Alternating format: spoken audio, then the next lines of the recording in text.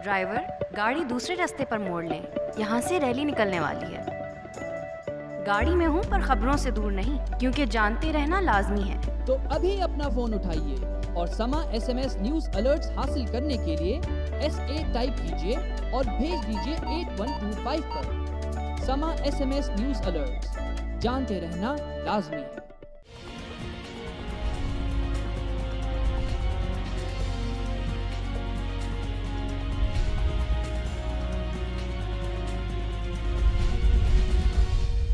देख रहे आवाम की आवाज़ और मैं हूं महविश सिद्दीक। लोग अपने आप को गैर महफूज और ख़तरे में तब महसूस करते हैं जब उनके मुल्क का जो क्राइम रेट होता है वो बढ़ जाता है। आज हम अपने मुल्क में बढ़ते हुए जराइम की वारदातों पर ही बात करेंगे। असल वजह जो क्राइम रेट बढ़ने की होती है वो होती है बेरोज़गारी, इसके अलावा जहालत। लेकिन ये बुनियादी वजूहात हैं, इसके अलावा भी कई वजूहात हैं जैसा कि फंडामेंटलिज्म, इसके अलावा डबल स्टैंडर्ड जो हमारी सोसाइटी में है, ये सब जो है बुनियादी तौर पर ज़िम्मेदार हैं क्राइम रेट को बढ़ाने में। लोगों का तसव्वुर पूरे वर्ल्ड वाइड यही होता है कि पाकिस्तानी जो है वो टेररिस्ट हैं, लेकिन सवाल ये पैदा होता है क्या सारे पाकिस्तानी टेररिस्ट हैं? हम ये बात मानते हैं कि हमारे मुल्क का क्राइम रेट जो है वो बढ़ गया है, लेकिन उसकी वजह यह है कि हमारे मुल्क के अक्सर आबादी जो है वो लेस सिविलाइज्ड है। वहाँ पे अक्सर लोग जो है वो गुर्बत, शदीद गुर्बत का शिकार लोग हैं, जिसकी वजह से क्राइम रेट जो है वो बढ़ जाता है। इसलिए हम बात करेंगे आज उन लोगों से और वजूहात जानने की कोशिश करेंगे कि वो लोग ऐसा क्यों करते हैं और जराइम की वारदातें हमारे मुल्क में क्यों तेज़ी से बढ़ती जा रही हैं। इस बारे में आप हमारी ये रिपोर्ट देखिए। यूं तो महंगाई की आग पाकिस्तान के चप्पे चप्पे तक पहुंच चुकी है। छोटे बड़े शहरों का हर फर्द इस आग में झुलस रहा है, मगर न जाने क्या बात है कि महंगाई से पीछा छुड़ाने, पेट के जहन्नम को भरने और जिंदा रहने के लिए सांस लेते रहने की खातिर जिस तरह चोरी चकारी, लूट मार, भत्ताखोरी, अगवा बराए तावान, राहजनी, घरों में डकैती और बैंकों में डकैतियों का न ख़त्म होने वाला सिलसिला कराची में इतनी तेज़ी से फैल रहा है कि कोई दिन ऐसा नहीं जाता जब किसी न किसी इलाके में वारदात न हुई हो।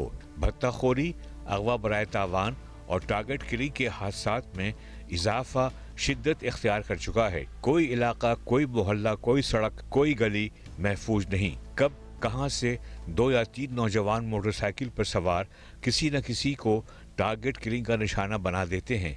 जाए हादसे पर भगदड़ बच जाती है, दुकानें बंद हो जाती हैं, कारोबार ठप हो जाता है और अक्सर हड़तालें भी हो जाती हैं। इन हड़तालों से शहर को तकरीबन 1 से 1.5 अरब रुपए का यौमिया नुकसान होता है। इस नुकसान की वजह से मुल्की मईशत पर कितने शदीद मनफी असरात मुरतब होते हैं, हमारे मौजूदा हुक्मरानों को इसकी कोई परवाह नहीं। हुकूमती गफलत का असर पुलिस की कारकर्दगी पर पड़ता है, जो उनकी नाअहली का मुंह बोलता सबूत है। कराची शहर में लाकानूनियत का ये राज कब तक इसी तरह जारी रहेगा, इसका जवाब कौन देगा, पुलिस या हुकूमत वक्त? आपने हमारी ये रिपोर्ट देखी। हम आपको बताएं कि हमारे मुल्क में डिफरेंट फॉर्म्स में जो क्राइम है वो हो रहे हैं। जो ऑर्गेनाइज वे में क्राइम हो रहे हैं उनमें शामिल हैं मर्डर्स, एक्सटॉर्शन, इसके अलावा ड्रग ट्रैफिकिंग। इसके अलावा जो क्राइम हो रहे हैं उसके अंदर पॉलिटिकल वायलेंस है और किडनैपिंग है और दूसरी तरह के जराइम है। तो इसी बारे में हम जानते हैं हमारी आवाम से और बात करेंगे कि उनका इस बारे में क्या मौक़िफ़ है।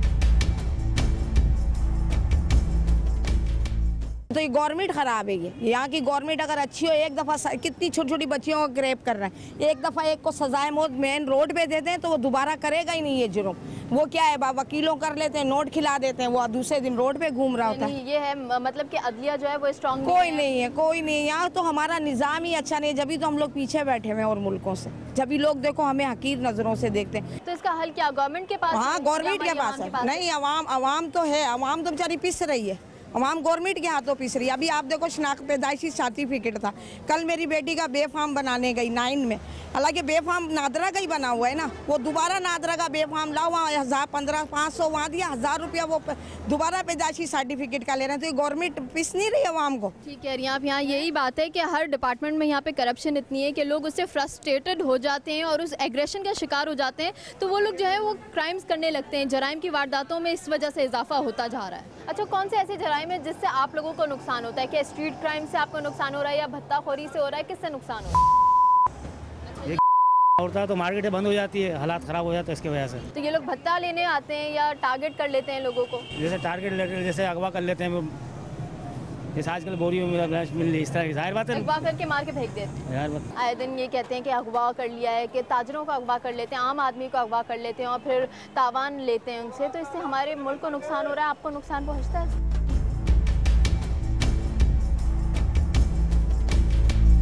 मुझे ये बताइए कि कारोबारी अफराद को नुकसान पहुंचता है? आए दिन जो जराइम की वारदातों में इजाफा हो रहा है इससे। बिल्कुल जनाब, क्यों नहीं पहुंचता नुकसान, और खासकर ये ओल्ड सिटी एरिया चल रहा है, इसमें तो बहुत ही ज़्यादा प्रॉब्लम है। क्या कौन सी जराइम का सामना आप लोग करते हैं? कौन सी वारदातें यहाँ पे सबसे ज़्यादा भत्ता माफिया वालों ने तंग करा हुआ है। अच्छा, तो पर्चियाँ आती हैं, टेलीफोन नंबर्स आते हैं, हम आपको उठा लेंगे, हम आपके साथ ये प्रॉब्लम करेंगे। आप देखें आज कारोबार की क्या सूरत हाल है, तमाम लोग इसी तरह हाथ पे हाथ रखे बैठे हैं। तो मजीद इन सारे मसाइल का हल क्या है कि आप लोग चुप करके बैठ जाएंगे, यही मसले का हल है? भाई इस सारे मसाइल का हल है, हमने जिन लोगों को वोट दिया है, कुछ टाइम उन लोगों ने हमसे और मांगा है मजीद कि भाई हमें थोड़ा सा वक्त दे दिया, अगर उसके बाद भी वो लोग वक्त नहीं देते तो फिर हम लोग अपने तौर पर इंफरादी तौर पर आज़ाद होंगे, हम कोई भी कार्रवाई करेंगे। क्या कार्रवाई कर सकते हैं? भाई हम लोग मुत्तहिद होकर एहतजाज, इस किस्म का एहतजाज करेंगे जिससे पूरे वर्ल्ड में, पूरी दुनिया में लोगों को पता चले हमारे साथ क्या मसले हैं, क्या मसाइल हैं। हम लोगों ने पाकिस्तान इसलिए नहीं बनाया था। लॉ मेंटेनिंग जो इदारे होते हैं हमारे, जितने भी, या पुलिस का इदारा है, उससे आप लोग हेल्प मांगते हैं? जनाब उससे हेल्प मांगते हैं। हमारे मार्केट के सदर साहब हैं, ये देखिए सामने कैमरे लगे हुए, तमाम चीज़ों के बावजूद, कैमरे लगने के बावजूद, पुलिस गार्ड देने के बावजूद,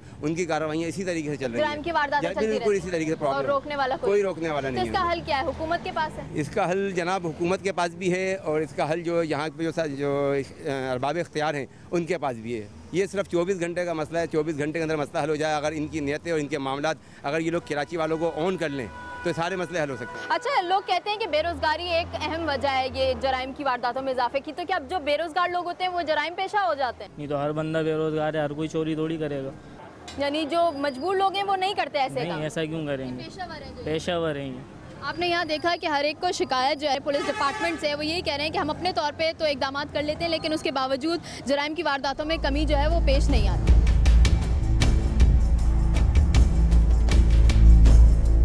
पहले क्या ये वारदातें इतनी ही ज़्यादा होती थी या अब ज़्यादा होने लगी है? पहले तो इतना नहीं था। पहले इतना नहीं था, तो अब ऐसा क्यों हो रहा है? इतनी ज़्यादा वारदातें क्यों बढ़ गई? इसके बारे में हम क्या कह सकते हैं, हमें क्या कह सकते हैं? अच्छा, इस मसले का हल क्या है? हम कहते हैं ना कि बहुत बढ़ गई हैं, हमारी हुकूमत को करना चाहिए, लेकिन क्या करना चाहिए? मसले का हल क्या है? बस ये तो इलेक्शन के बाद ही पता चलेगा। हुकूमत चेंज होगी तो शायद हालात कवर हो जाएं। यानी ये हुकूमत जिम्मेदार है इस सब के लिए? आजकल जराइम की वारदातों में इतना इजाफा हो रहा है, आए दिन जो है लूट मार चल रही होती है, चोरियां डकैतियां हो जाती हैं, तो आपके अपने आप को सिक्योर फील करती है शॉपिंग करते हुए? नहीं, डर तो लगता है थोड़ा बहुत, लेकिन अब क्या करें, मजबूरी निकलना तो पड़ता। तो क्या बेरोजगारी है इसकी वजह?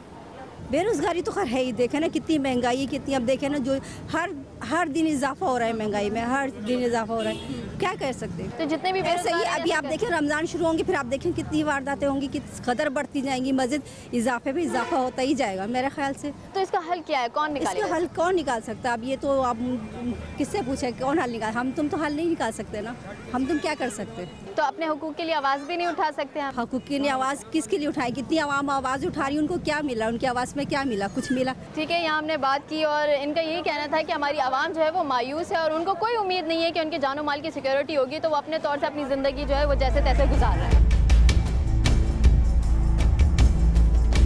सिक्योरिटी महसूस करते हैं, हिफाजत महफूज हैं आप यहाँ, ये जराइम की वारदातों से परेशान हैं? बस भाई साहब वो अपने कारोबार से तो परेशान नहीं है, लेकिन ये आजकल जो हालात ही चल रहे हैं इनकी वजह से सारा दुनिया परेशान है, हम लोग भी परेशान हो। तो आपके कारोबार पर फर्क पड़ता है? बहुत फर्क पड़ा है, क्योंकि हालात सही हो तो फर्क नहीं पड़ते। तो कभी ऐसा होता है कि लूट मार करने वाले आते हैं और आप लोगों से पैसा छीन के ले जाते हैं? क्यों नहीं होता है भाई, हर वक्त ऐसे होता रहता है, ये तो बाजार है और इंतजाम खड़ा होता है तो कुछ फर्क हो जाते हैं। तो पहले तो ऐसा नहीं था ना? अब तो पहले तो ऐसी बात नहीं था, बस ऐसे अल्लाह का शान है, भी ऐसे पैदा हो गया, ऐसा लोग आ भी जाते हैं। तो अब ये ठीक कैसे होगा? कौन करेगा? ये हुकूमत ही करेंगे और कौन करेगा, ये तो आवाम की वजह से काम नहीं है, हम लोग आवाम ही करेगा कि साथ साथ हो जाओ और एक दूसरे के बात में बात रखे तो हो सकेगा, नहीं तो हमारी आवाम जो है वो मुत्तफिक हो जाए एक ही बात पे और यूनाइटेड हो जाए तो ऐसा हो सकता है। सारा आवाम एक ही हो जाएगी और भाई भाई हो जाएगी तो कुछ भी नहीं होगा, वही हाल होगा, वही कराची होगा, वही साफ सुथरा रोजी होगा। सीआईडी की एक और कार्रवाई थी जिसके अंदर 2 अगवाकारों को पकड़ा गया है। ये लोग किस तरह से अपना काम करते थे, किन लोगों को अगवा करते थे, अगवा करने का मकसद क्या होता था, मैं इनसे ही जानती हूँ। आपका नाम क्या है? यासीन। और आपका? जुम्मन और यासीन। आप लोगों का ताल्लुक कहाँ से है? लाड़काना। और आपका? लड़का नसीम। आप दोनों रिश्तेदार हैं? दोस्त हैं। दोस्त? तो कराची कैसे आना हुआ? कराची हम लोग आ गए इधर फ्लैटों में, मुतासिर फ्लैटों में। तो कराची आके क्या किया फिर आप लोगों ने? हम लोगों ने बंदा उठाया। कराची आके आप लोगों ने बंदा उठाया? जी। कौन? हम दोनों ने। आप दोनों ने किसको उठाया? बेस कॉलोनी से उठाया। तो मकसद क्या था उठाने का? पैसे लेने थे उससे। किसी ने कहा था या आप खुद निकले थे? और नहीं, किसी ने कहा था। अच्छा, जब वो तुम्हें मिला तो उसने डायरेक्ट तुम लोगों को ये बोला कि एक बंदा उठाना है, तुम लोग जाओ? जी।